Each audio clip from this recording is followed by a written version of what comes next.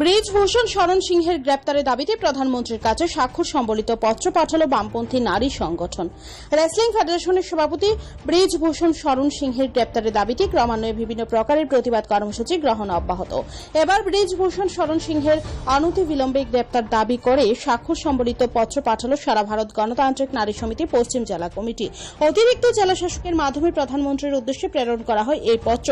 এই কর্মসূচিতে বাম নারী নেত্রী রমা দাস, কৃষ্ণা রক্ষিত প্রমুখ উপস্থিত ছিলেন। সংক্ষিপ্ত প্রতিক্রিয়া ব্যক্ত করতে গিয়ে বাম নারী নেত্রী কৃষ্ণা রক্ষিত দাবি করেন, গোটা ঘটনা দেশের জন্য অত্যন্ত লজ্জার বিষয়। যেভাবে সংশ্লিষ্ট ঘটনার প্রতিবাদে কুস্তিগিরদের উপর আক্রমণ সংগঠিত করা হচ্ছে তারাও নিন্দা জানান কৃষ্ণা রক্ষিত। যারা আন্দোলনরত তাদের উপর দৈহিক আক্রমণ, তাদেরকে অ্যারেস্ট করা ইত্যাদি চলছে।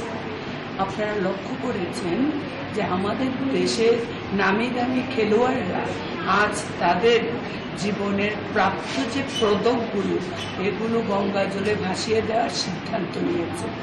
তাই আমরা এডুয়া অল ইন্ডিয়া কমিটি ব্রিজভূষণ শরণ সিং এবং সন্দীপ সিংকে গ্রেপ্তারের দাবিতে প্রধানমন্ত্রীর উদ্দেশ্যে আমাদের ভারতবর্ষের যতগুলো ডিস্ট্রিক্ট আছে সেই ডিস্ট্রিক্ট থেকে গণস্বাক্ষর ডিএম এর মাধ্যমে প্রধানমন্ত্রীর দৃষ্টিগোচরে আমরা আনব।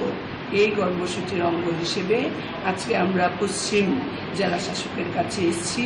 এখানে 3000-এর উপর গণস্বাক্ষর পশ্চিম জেলা থেকে এই স্বল্প সময়ে সংগ্রহীত হয়েছে।